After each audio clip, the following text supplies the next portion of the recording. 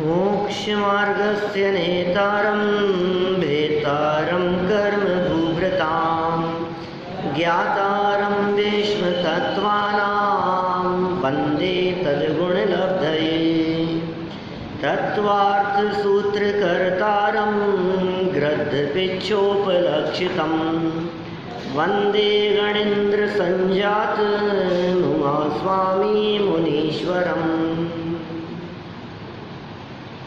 वितराग विज्ञान पाठमाला को आधार बनाकर यहाँ पाठ 5 3 लोक के संदर्भ में हमारे को कुछ चर्चा करनी है। उमा स्वामी आचार्य बहुत प्रसिद्ध आचार्य हैं। इनका परिचय हमने पहले भी एक पाठ में आप लोगों के सामने रखा है और हमने चर्चा की है। ये ग्रंथ पिच उमा स्वामी कहलाते हैं। किसी प्रसंग में मयूर पीछे छूट जाने पर तात्कालिक परिस्थितियों के अनुसार इन्होंने गिद्ध के पंख हाथ में लगने से उसे पीछी के रूप में प्रयोग किया। इसलिए ये गिद्ध पिच, गिद्ध एक पक्षी है और पिच माने उसकी पीछी, तो गिद्ध की पीछियों का प्रयोग इनके माध्यम से कुछ काल के लिए हुआ, इसलिए गिद्ध पिच कहलाते हैं। इनका नाम उमा स्वामी है और कुछ लोग इन्हें उमा स्वाति के नाम से भी जानते हैं। उमा स्वामी या उमा स्वाति दोनों ही नाम मिलते हैं, लेकिन उमा स्वामी यह नाम ज़्यादा प्रसिद्ध है।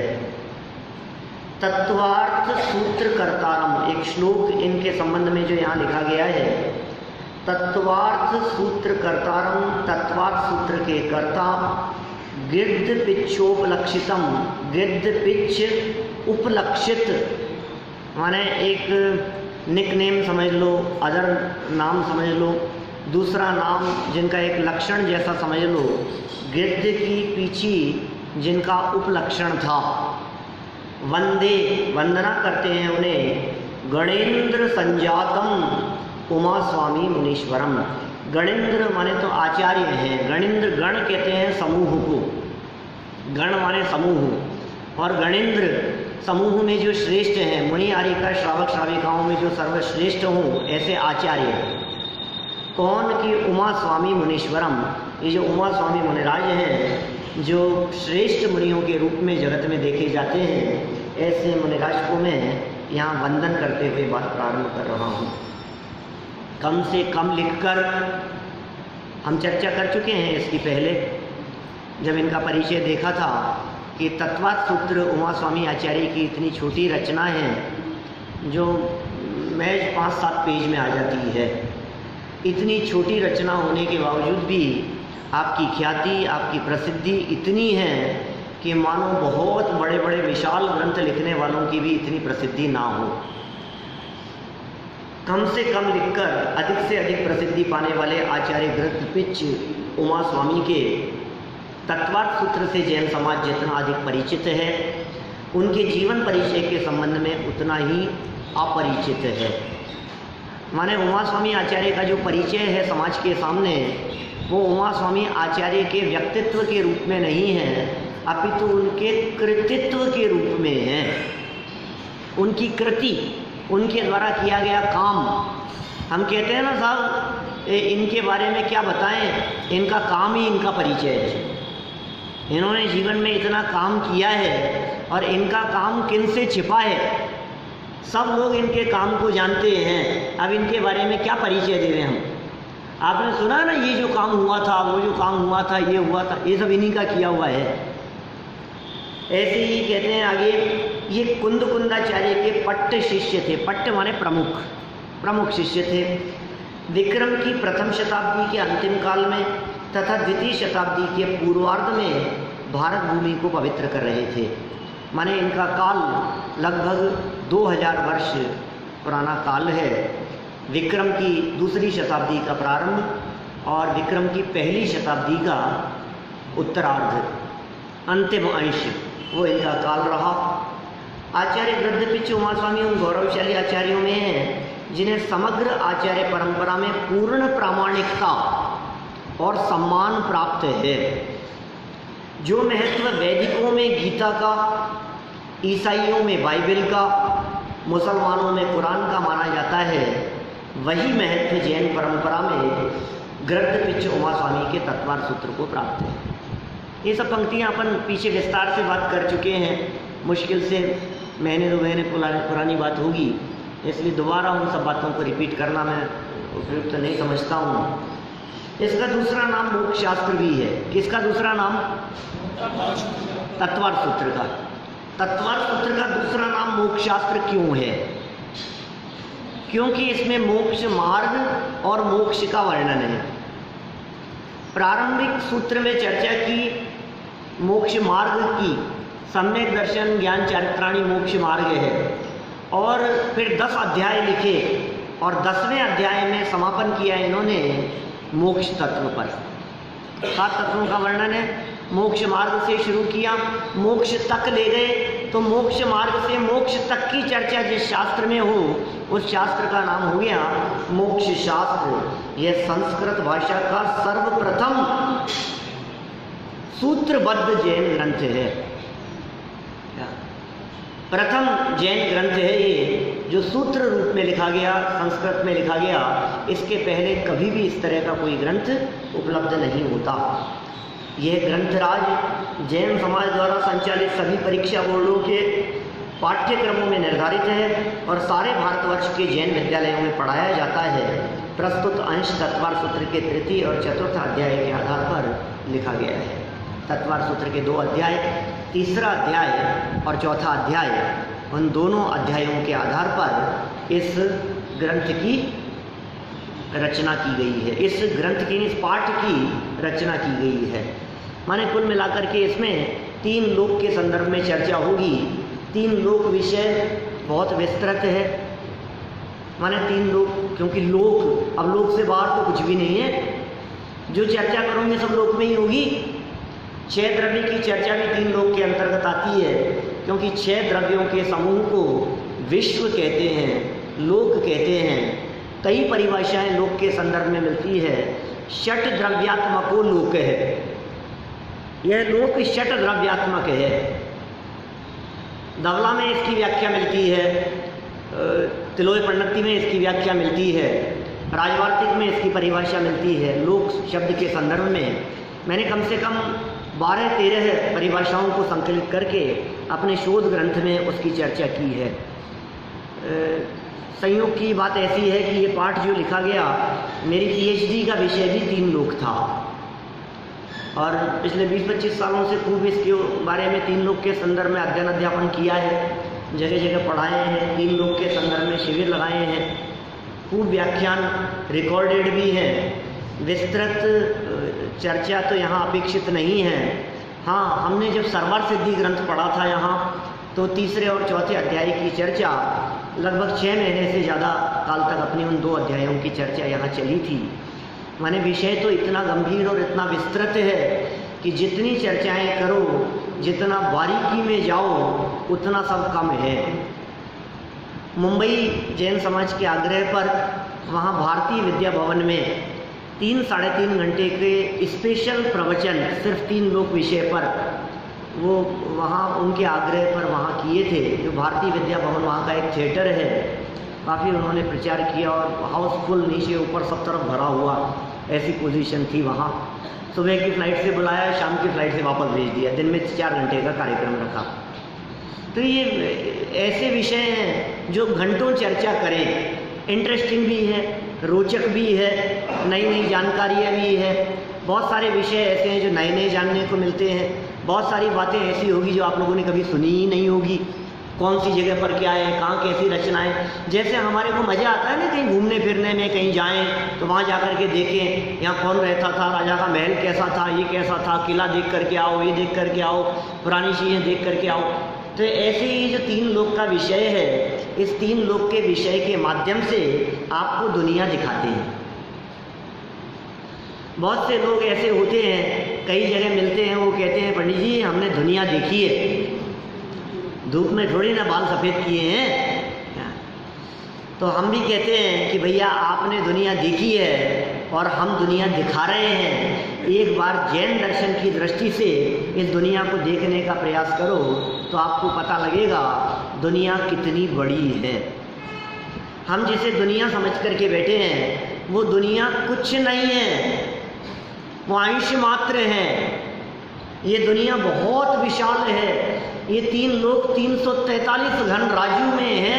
असंख्यात योजनों का एक राजू होता है, असंख्यात योजनों का एक राजू होता है।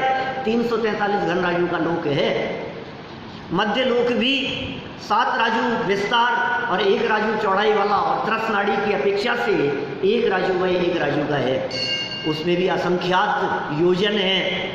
हम जिस द्वीप में रहते हैं वह द्वीप भी 1 लाख योजन विस्तार वाला है, जिसे जम्बू द्वीप कहते हैं। 1 लाख योजन। अब सुनना जरा, अभी तो हमने 1 लाख योजन नहीं, असंख्यात योजनों का राजू और 343 घन राजू प्रमाण की बात कही है। जम्बूद्वीप 1 लाख योजन का। और हमारी जो दुनिया है ना दीपेश जी, जिसे हम दुनिया कहते हैं, अमेरिका, लंदन, रूस, फ्रांस, जापान, अफ्रीका, सारे देश लगा लो सारे, ये सब मुश्किल से 2.5 योजन में है। क्या कहा ये? 2.5 लाख नहीं, आप तो बातें ही लाखों की करते हो। 2.5 कह रहा हूँ क्या? 2.5-3 अधिकतम, क्या मतलब 2 योजन बोलता हूँ मैं तो। 2-2.5 योजन अधिकतम हद मार करके आप मैक्सिमम यदि बात करो तो 3 योजन में आपकी पूरी दुनिया, जिसे आप दुनिया कहते हैं, जिसे आप दुनिया का चक्कर लगाने की बात करते हैं, वो 3 योजन में आ जाती है। तो जम्बूद्वीप कितना बड़ा है? 1 लाख योजन का। जिस 2.5 द्वीप में मनुष्यों की बस्ती है, जहाँ मनुष्य लोग रहते हैं, 2.5 द्वीप मनुष्य लोक कहते हैं उसे, उस 2.5 द्वीप का एक कोने से दूसरे कोने तक विस्तार 45 लाख योजन है। अब 45 लाख योजन का मनुष्य क्षेत्र और आपका 4.5 भी नहीं, 2, 2.5, 3 योजन। अब बतलाओ, अब इस जैन दर्शन के हिसाब से दुनिया कितनी विशाल हो गई है। हम उस दुनिया की बात आप लोगों के सामने यहाँ प्रारंभ कर रहे हैं। बहुत विस्तार हो सकता है, मैंने यहाँ अभी तक इतनी बातें कही आपसे, लेकिन कोशिश करूँगा कि एक आध प्रवचन में ही बात पूरी हो जाए, जिससे हम फिर आगे नई बात कर सकें। विस्तृत चर्चा करूँगा।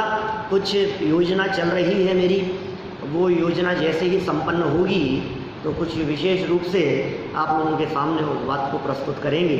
कभी विस्तृत चर्चा करेंगे उन सब विषयों के बारे में। एक योजन होता है लगभग 6000 किलोमीटर का। एक योजन 6000 किलोमीटर का है। 2 योजन हो गया 12000 किलोमीटर और 15000 किलोमीटर। आप यदि इस पर देखेंगे ना, गूगल पे डालो ना, गूगल अर्थ करो फटाफट, 1 सेकंड के अंदर अभी आएगा आपके पास में अर्थ का डायमीटर कितना है। क्या 1 सेकंड के अंदर बतलाएगा अभी? 12700 किलोमीटर के आसपास पूरा डायमीटर है। आप नेट सबके हाथ में रहता है, आप सर्च कर सकते हैं। मेरा तो सर्च किया हुआ है, देखी परखी जानी हुई बातें है ना। जगह जगह हमारा तो काम ही यही है, शोध खोज करते रहना। इस अर्थ का, जिस अर्थ पर हम रहते हैं, जिसे हम ग्लोब कहते हैं, इसका डायमीटर एक कोने से दूसरे कोने तक 12700 किलोमीटर, उत्तर दक्षिण विस्तार 12742 किलोमीटर। लो है ना, देखो ओके, अब देखी हुई ये चीज़ 12742 किलोमीटर। बस 6000 किलोमीटर से अधिक का एक योजन होता है। 2 योजन के अंदर आ गई पूरी दुनिया। आप कहेंगे बस 12700 किलोमीटर ही है। अरे नहीं नहीं, ऐसा कैसे हो सकता है? ये बात तो जैसे नहीं रही है हमारे को। इतनी सी कैसे होगी दुनिया? सुनो भाई सुनो, हमारी बात सुनो। आपने वर्ल्ड का मैप देखा है? 12742 किलोमीटर। आपने वर्ल्ड का मैप देखा है? खूब भरे बचपन में। उस मैप में विकास जी, वो जो वर्ल्ड का मैप है, उस मैप में इंडिया भी दिखता है आपको? भारत दिख रहा है उसमें आपको? भारत का उत्तर से लेकर, माने कश्मीर से लेकर कन्याकुमारी तक कितना किलोमीटर का एरिया है? 2000 किलोमीटर का। कश्मीर से कन्याकुमारी तक यदि भारत को नापेंगे तो 2000 किलोमीटर है। मैं रोड मैप की बात नहीं कर रहा हूँ, मैं ट्रेन मार्ग की बात नहीं कर रहा हूँ। क्या आप यदि ट्रेन से जाएंगे तो हो सकता है आपको 2 की जगह 2500 किलोमीटर हो जाए, ठीक है ना, क्योंकि वो तो घूमती फिरती हुई कहाँ जाएगी, कहाँ घूमेगी। मैं तो स्ट्रेट लाइन की बात कर रहा हूँ। 2000 किलोमीटर इंडिया का विस्तार हो गया एक कोने से दूसरे कोने तक, ठीक है। पूरे विश्व के मैप में इंडिया को उठाओ और 2-3 ऊपर लगा दो और 1-2 नीचे लगा दो, इतना ही तो है दुनिया। प्रैक्टिकल बात कर रहा हूँ मैं तो। वो जो पूरा मैप है आपके सामने, उस मैप में इंडिया के, उस पूरे विश्व के मैप में इंडिया का जितना एरिया है उतना एरिया 1, 2, 3, 4 ऊपर और 1, 2 ये नीचे, ये इतना ही है ना। तो 2000 को कितना, 6 से मल्टीप्लाई कर लो और क्या है, 7 से मल्टीप्लाई कर लो, इससे ज़्यादा क्या होगा। 5-7 गुना ज़्यादा हो गए ऊपर से नीचे तक की। हाँ, एरिया ज़्यादा होगा और ये ईस्ट वेस्ट ज़्यादा फैला हुआ है, वो अलग मैटर है। अभी तो हम स्ट्रेट लाइन की बात कर रहे हैं। कितना है, हैं? चलो खैर, देखो क्या कह रहे हैं यहाँ। तो भाई साहब ये बहुत बड़ी दुनिया है, इसके अंदर बहुत सारी चीज़ें हैं, बहुत सारे विषय हैं।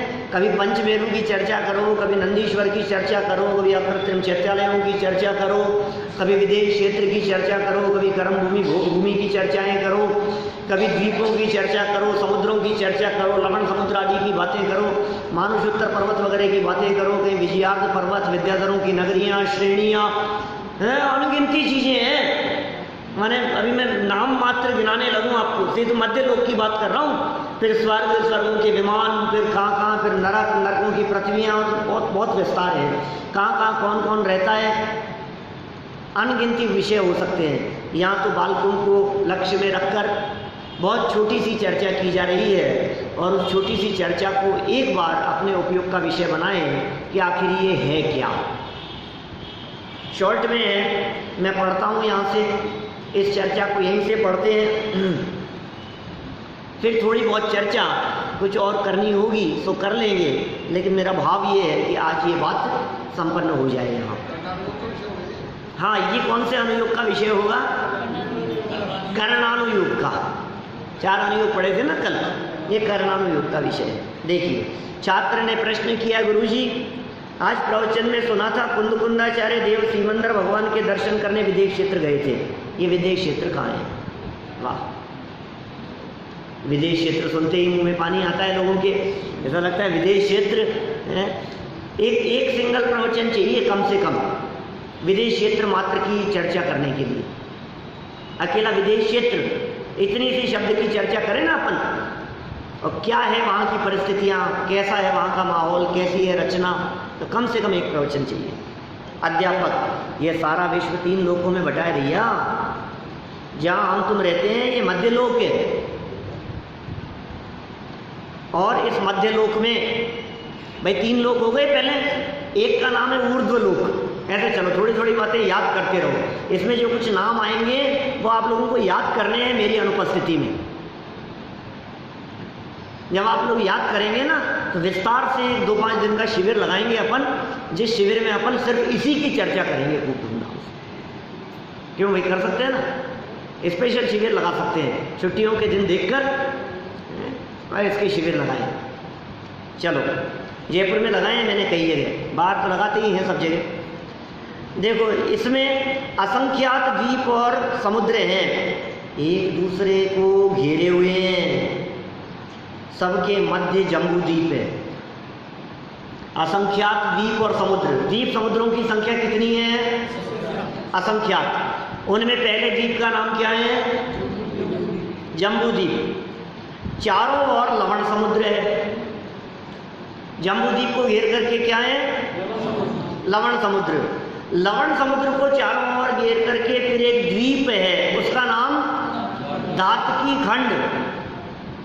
पहले द्वीप का नाम जम्बू द्वीप, जम्बू स्वामी नहीं, जम्बू द्वीप। दूसरे द्वीप का नाम धातकी खंड द्वीप। बीच में समुद्र था, उसका नाम लवण समुद्र, और धातकी खंड को भी चारों ओर से घेर कर एक और समुद्र है, उसका नाम कालोदधी समुद्र। 2 द्वीप हो गए, 2 समुद्र हो गए। नाम याद हुए? पहले द्वीप का नाम था जम्बू द्वीप, दूसरे द्वीप का नाम धातकी खंड। हाँ, मैं पूछता कम हूँ ना, इसलिए आप लोग करते नहीं हो याद। मैं आदत बदलूंगा अपनी। पहले का नाम, दूसरे द्वीप का नाम, पहले समुद्र का नाम लवण समुद्र, दूसरे समुद्र का नाम कालोदधी समुद्र। अच्छा, कालोदधी समुद्र के बाद फिर एक द्वीप है, उसका नाम है पुष्करवर द्वीप। ये तीसरा द्वीप है। फिर आगे पुष्करवर समुद्र, और फिर आगे आगे आगे आगे बढ़ते हुए चले गए। इस प्रकार असंख्यात द्वीप और असंख्यात समुद्र है। सुनो मेरी बात, ये जो हो गए ना पुष्करवर द्वीप, ये पुष्करवर द्वीप है तो पूरा द्वीप, लेकिन चूंकि राउंड शेप में है, चारों तरफ से घेरे हुए, उस पुष्करवर द्वीप को 2 भागों में बांटना है। तो वो ऐसे जो राउंड शेप में जो पुष्कर द्वीप था, ऐसे जो गोलाकार, उसके सेंटर में एक पर्वत है गोल, सेंटर में एक गोल पर्वत है। किस द्वीप में? पुष्कर द्वीप में। तो सेंटर में पर्वत के कारण क्या हुआ, वो जो तीसरे नंबर वाला जो द्वीप था, विकास जी नहीं समझ में आए तो पूछना, तीसरे वाला जो द्वीप था ना, जैसे पहला द्वीप गोल, दूसरा फिर समुद्र चारों तरफ, फिर उसके चारों तरफ धातकी खंड, फिर चारों तरफ कालोदधी, फिर चारों तरफ पुष्करवर द्वीप। अब ये जो पुष्करवर द्वीप जो चारों तरफ है, उसमें आधा तो रह गया अंदर और आधा बाहर, बीच में है पर्वत। पर्वत के कारण 2 हिस्से हो गए उसके, पुष्करवर द्वीप के। क्यों साहब? किसी के भी नहीं समझ में आए तो तत्काल पूछे, बिल्कुल संकोच नहीं करें, ठीक है ना। पुष्करवर द्वीप बीच में पर्वत होने के कारण पर्वत के अंदर और पर्वत के बाहर 2 भाग हो जाएंगे। तो जो पर्वत के अंदर है वो आधा, पर्वत के बाहर आधा। तो अभी उस पर्वत तक का जो एरिया है वो कहलाता है 2.5 द्वीप। मानुषोत्तर नाम का पर्वत है, मानुषोत्तर। उस पर्वत का नाम क्या है? मानुषोत्तर। तो कौन कौन से 2.5 द्वीप हो गए? एक जम्बू द्वीप, एक धातकी खंड द्वीप और आधा पुष्कर द्वीप। ठीक है, याद रहेगा। एक जम्बू द्वीप, दूसरा और पुष्कर द्वीप आधा।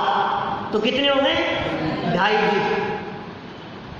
और 2.5 द्वीप में समुद्र कितने हैं? 2 समुद्र है ना, लवण समुद्र और कालोदधी समुद्र।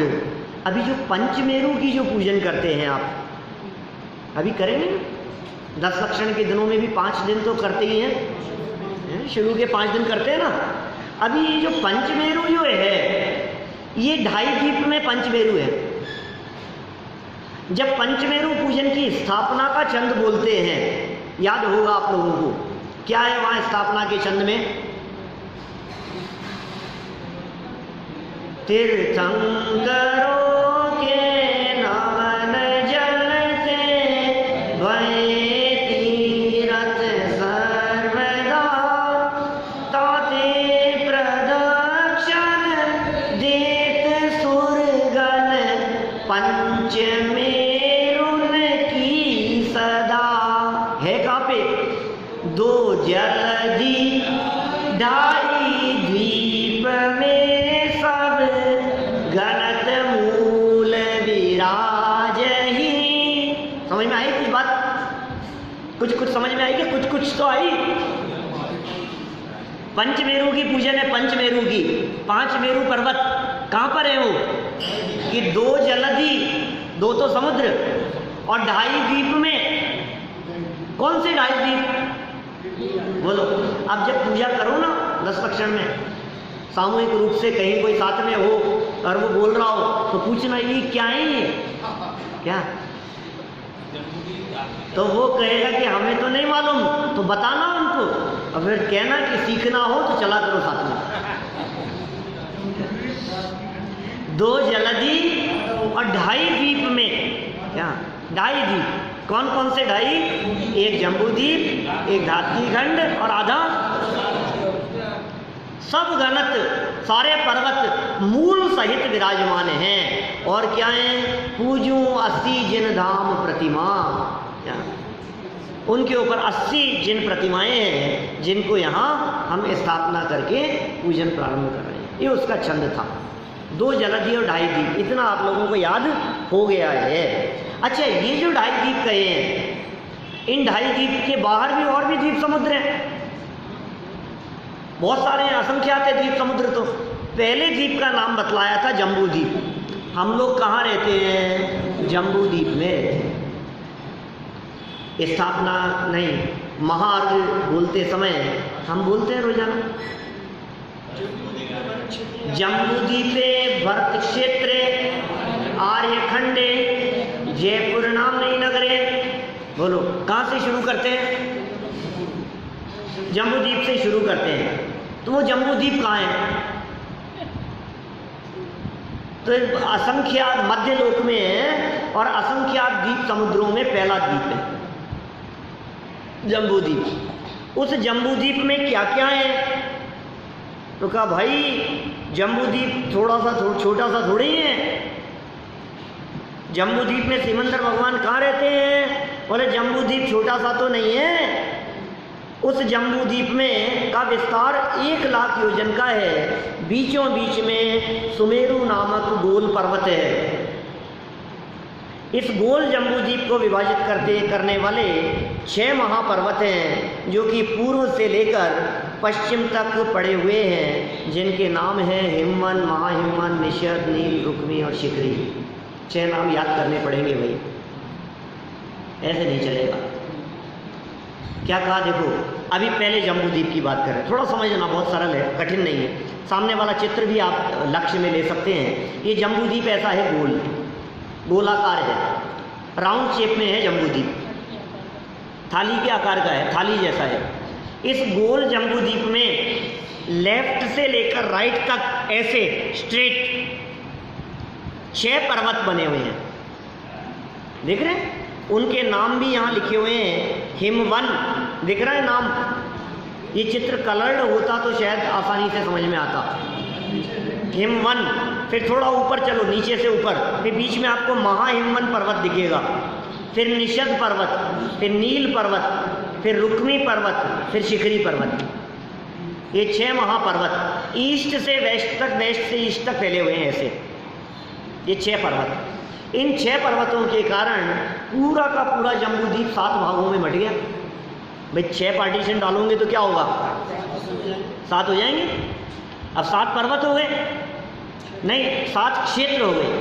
6 पर्वतों के कारण जो 7 हिस्से हो गए, उन 7 हिस्सों का नाम 7 क्षेत्र है, बराबर? उन 7 क्षेत्रों के नाम क्या हैं?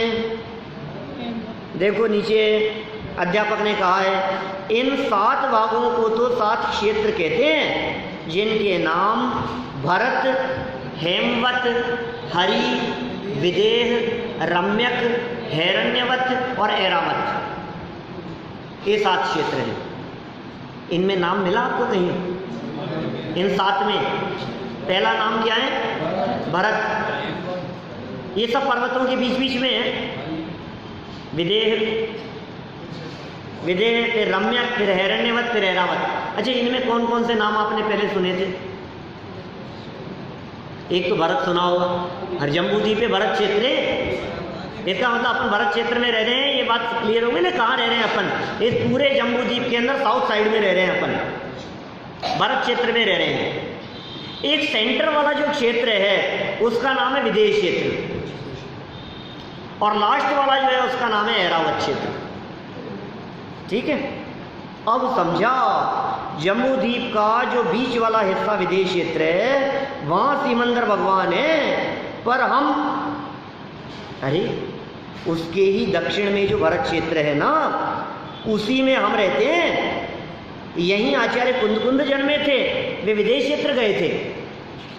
अपन लोग भरत क्षेत्र में रहते हैं और हम लोग भरत क्षेत्र से विदेश क्षेत्र जा नहीं सकते। प्रश्न किया, हम भी जा सकते हैं क्या भाई वहाँ?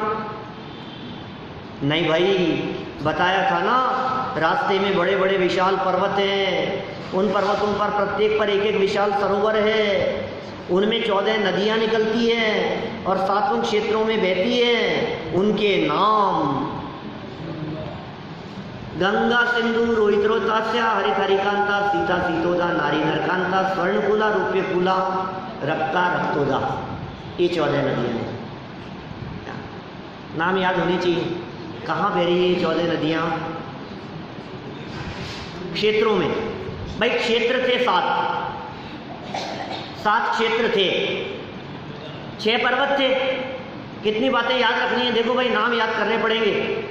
मेरे पास इतना समय नहीं है कि मैं आप लोगों को याद कराऊं और आप लोगों से पूछूं। पर्वत कितने? 6 पर्वतों के कारण हिस्से कितने हो गए? 7। अब सुनो, ये जो 6 पर्वत थे, इन 6 पर्वतों के माथे पर, पर्वत के शिखर पर एक एक सरोवर है। पर्वत कितने? तो पर्वत के ऊपर सरोवर है, 6 सरोवर, 6 पर्वत 6 सरोवर। उन प्रत्येक सरोवर में से क्या नदियां निकल रही है। अब प्रत्येक सरोवर में से नदियां निकल के कहाँ बहेगी? कि पर्वत के नीचे पूर्व पश्चिम ये क्या कहें, उत्तर दक्षिण में क्षेत्र है, तो पर्वत से जब सरोवर से नदियां बहती है तो क्षेत्रों में बहती है। तो 7 क्षेत्र हैं, हर क्षेत्र में 2-2 नदियां बहती है मुख्य, तो 14 नदियां हो गई। सरोवर थे 6, नदियां हैं 14 है, क्षेत्र है 7 और नदियां हैं 14। सुनो वापस, क्षेत्र कितने हैं? 7, नदियां कितनी? 14। तो एक एक क्षेत्र में 2-2 नदियां, 7 क्षेत्र और 14 नदियां, तो हर क्षेत्र में 2-2 हो गई। कोई दिक्कत? सरल है ना बात। अब लेकिन सरोवर तो 6 ही थे, तो कब पहले सरोवर से 3 और आखिरी सरोवर से 3 नदियां, और बीच में जो 4 सरोवर हैं उनसे 2-2 नदियां, तो कितनी हो गई? पहले से 3, बीच में 4 × 2 8 और लास्ट वाले से 3, तो 3 + 2 + 2 + 2 + 2 + 3 14 हो गए। तो सरोवरों में से जो नदियां निकली उनके 14 नाम बतला दिए। बस इतना ही है जी, ज़्यादा याद नहीं करना, घबराओ मत। क्या क्या याद करना है? ढाई द्वीप में क्या क्या था? एक जम्बू द्वीप, फिर लवण समुद्र, फिर दात्तीखंड द्वीप, फिर कालो नदी समुद्र, फिर कोच्चर द्वीप। ठीक है, इनमें से अकेले जम्बू द्वीप की बात कर रहे हैं। जम्बू द्वीप में क्या क्या है? 6 पर्वत, 7 क्षेत्र और 14 नदियाँ। बस इतना ही हो गया, इतना सा पर्याप्त है, ज़्यादा नहीं उलझाऊंगा। अभी इनकी रचना किस प्रकार की है वो सब चर्चा अपन करेंगे, है ना। देखो क्या कह रहे हैं, ये सब बातें हो गई जम्बू द्वीप के संदर्भ में। बस खत्म हो गई बात। मध्य लोक की बस्तियां तिरछी हैं पर अधोलोक की नहीं, वे तो एक के नीचे एक हैं। अधोलोक कैसा है? एक के नीचे एक। मध्य लोक के तो 7 क्षेत्र, 1, फिर आगे दूसरा, फिर तीसरा, फिर चौथा, इस तरह से है। ये तो मध्य लोक ऐसा फैला हुआ है। लेकिन अधोलोक नीचे, फिर नीचे, फिर नीचे, फिर नीचे, ऐसे। और ऊर्ध्वलोक ऊपर ऊपर ऊपर ऊपर ऊपर। 3 लोक है ना, लोक तो 3 है ना। सबसे नीचे वाले लोक का नाम अधो, बीच वाले लोक का नाम मध्य लोक, ऊपर वाले लोक का नाम ऊर्ध्वलोक। अधो, मध्य और ऊर्ध्व। देखो भाई क्या है चक्कर, ये जो लोग हैं ना दुनिया में, ये लोग स्वर्ग नरक ही नहीं मानते। बहुत से लोग ये कहते हैं किसने देखा स्वर्ग, किसने देखा नरक, हम नहीं मानते।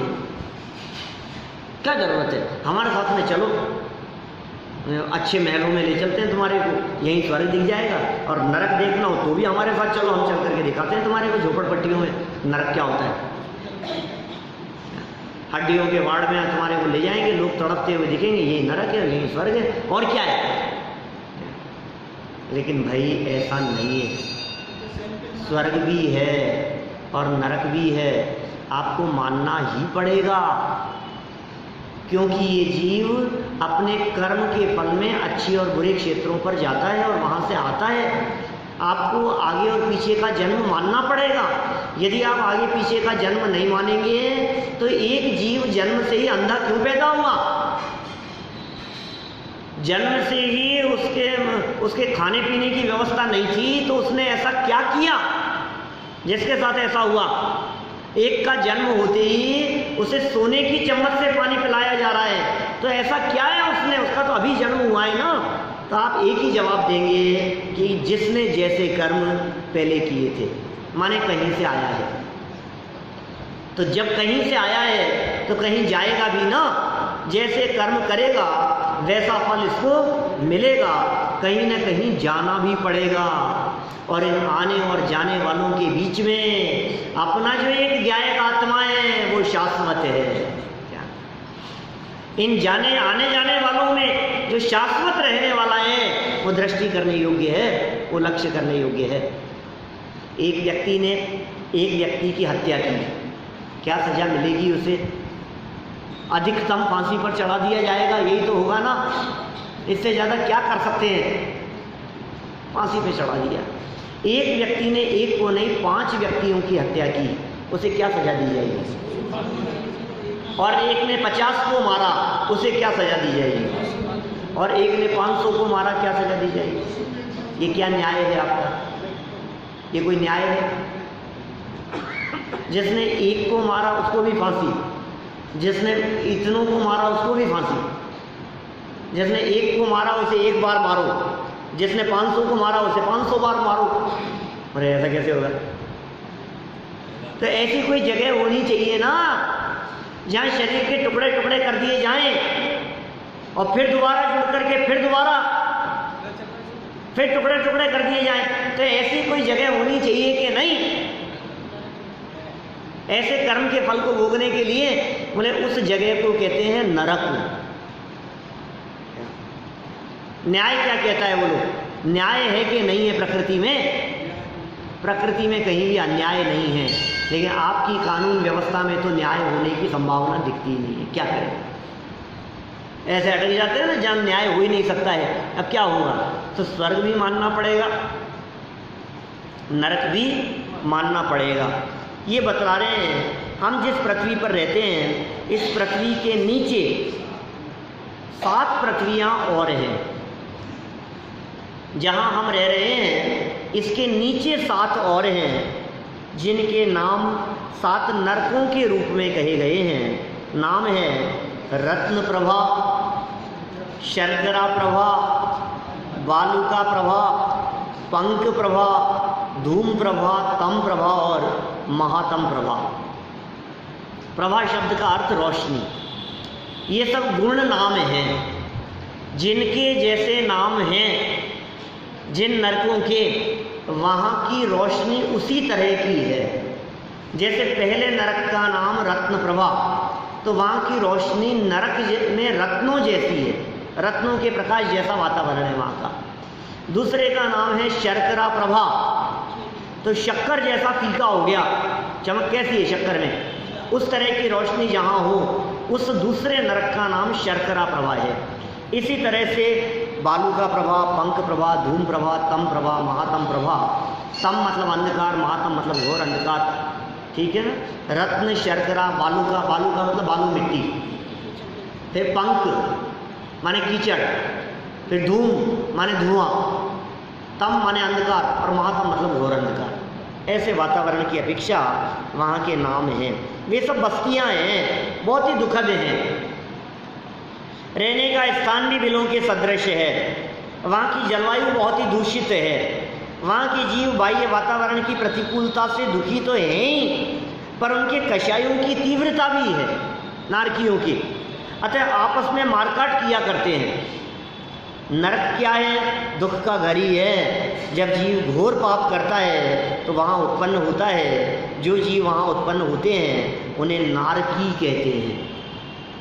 पापी जीव पाप करने के फल में वहाँ जाकर के जन्म लेते हैं, लेकिन वहाँ जाने से ये व्यक्ति दुखी ही हो ऐसी बात नहीं है। नरक के वातावरण में भी अपने स्वरूप को पहचान कर ये जीव सुख का वेदन कर सकता है। ये बात तो हुई नरक के बारे में। नरक कितने बतला दिए? 7। मोटी मोटी याद रखो जी, अभी तो फिर विस्तार से करेंगे चर्चा, तब करेंगे। अभी तो इतना मोटा मोटा अपने को याद हो गया। क्षेत्र कितने हैं जम्बूद्वीप में? 7। पर्वत कितने थे? पर्वतों पर सरोवर कितने? और नदियाँ कितनी? 14। और नरक कितने? और स्वर्ग नहीं, अब बताएंगे। देखो 16 है, बताए ही नहीं, आप जबरदस्ती साथ बोलते हो। सुनो तो सही भाई। क्या पापी जीव तो नरक में जाते हैं और पुण्यात्मा स्वर्ग में जाते हैं। ये स्वर्ग कहाँ है और कैसे है? स्वर्ग तो ऊर्ध्व लोक में है। स्वर्ग ऊपर है, ठीक है ना? ये तिरछे हैं या नीचे नीचे? भाई ये तो ऊपर ऊपर है, नरक तो नीचे नीचे थे। जैसे मान लो हमने 7वें नरक की बात करी तो 7वां सबसे नीचे जाकर के होगा। पहले की बात करी तो हमारे नज़दीक पहला, फिर दूसरा, तीसरा, इस तरह से नीचे नीचे उतरते हुए। और स्वर्गों की बात करेंगे तो स्वर्गों में पहला दूसरा यहाँ है, तो फिर तीसरा चौथा उससे ऊपर होगा, 5वां छठा उससे ऊपर होगा, ऐसे ऊपर ऊपर करते हुए हैं। अच्छा, नरक तो 7 है पर स्वर्ग कितने? 16 हैं। 16 स्वर्गों के यहाँ नाम बतला दिए हैं। सौधर्म स्वर्ग पहले स्वर्ग का नाम है। सौधर्म, ईशान, शांत कुमार, माहेंद्र, ये सब जोड़े से हैं सब। स्वर्ग क्या है? इंद्र भी बनाते हैं ना। तो पहले स्वर्ग का नाम है सौधर्म, ये स्वर्ग का नाम है। और उस सौधर्म स्वर्ग के जो राजा हैं, जो शासक हैं, जो इंद्र हैं, उसका नाम है सौधर्म इंद्र। पहले स्वर्ग के इंद्र वो सौधर्म इंद्र है। क्या है? देखो यहाँ से ऊपर चले अपन तो सुमेरु पर्वत जो है ना बीच में, इस सुमेरु पर्वत के शिखर पर पहुंचकर, सुमेरु पर्वत कहाँ था? जम्बूद्वीप के सेंटर में। ज्ञानमती माता जी के निर्देशन में सन 80-81 में हस्तिनापुर में जम्बूद्वीप की रचना बनी। बहुत सुंदर रचना है, बहुत प्रामाणिक रचना है। हमने कई बार देखी है, कई बार गए हैं, कई बार लोगों को वहाँ से दिखाई है, ऊपर से भी। आप जब मेरू पर्वत पर ऊपर चढ़ेंगे, जम्बूद्वीप की जो रचना इतने विशाल एरिया में वहाँ बना रखी है उन्होंने, वहाँ जब आप ऊपर चढ़ेंगे और ऊपर चढ़कर मेरू पर्वत के किसी भी लेवल से जब आप नीचे देखते हैं तो आपको वहाँ ये 6 पर्वत भी दिखेंगे, 7 क्षेत्र भी दिखेंगे, पर्वतों के ऊपर सरोवर भी दिखेंगे, उनसे बहती हुई नदियाँ भी दिखेंगी। समझ में आ रही है बात आपको? और बहुत बारीकी से विदेश क्षेत्र की नगरियाँ, गजदंत पर्वत, कहाँ आकृतिम चैत्यालय, बहुत सुंदर रचना उन्होंने वहाँ बना रखी है। इतना ही नहीं, जो भरत क्षेत्र है ना, उस भरत क्षेत्र में उन्होंने ग्लोब भी बना रखा है, भरत क्षेत्र के आर्यखंड में। क्योंकि भरत क्षेत्र के भी 6 खंड हैं, उनमें एक खंड का नाम आर्यखंड है और 5 म्लेच्छ खंड कहलाते हैं। तो एक जो आर्यखंड है उसमें उन्होंने वो भी बना रखा है। कभी अवसर लगे तो एक बार पुनः जाकर के देखना, पहले यहाँ समझना अच्छे से विषय को और फिर वहाँ जाकर के देखना, आपको आनंद आएगा। तो ये स्वर्ग 16 कैसे हैं? तो हमने कहा जम्बूद्वीप के सेंटर में एक सुमेरु नाम का पर्वत बीचों बीच खड़ा हुआ। सुमेरु पर्वत जहाँ तक पहुँचा, अब मेरू पर्वत का शिखर टॉप, उस टॉप पर एक बाल के अंतराल से स्वर्ग शुरू हो गए, सुमेरु पर्वत के ऊपर से। और सुमेरु पर्वत का जहाँ नीचे है बॉटम, वहाँ से नरक शुरू हो गए, अधोलोक शुरू हो गया, और मेरू पर्वत बराबर हो गया मध्यलोक। मध्यलोक मेरू पर्वत के बराबर, मध्यलोक के नीचे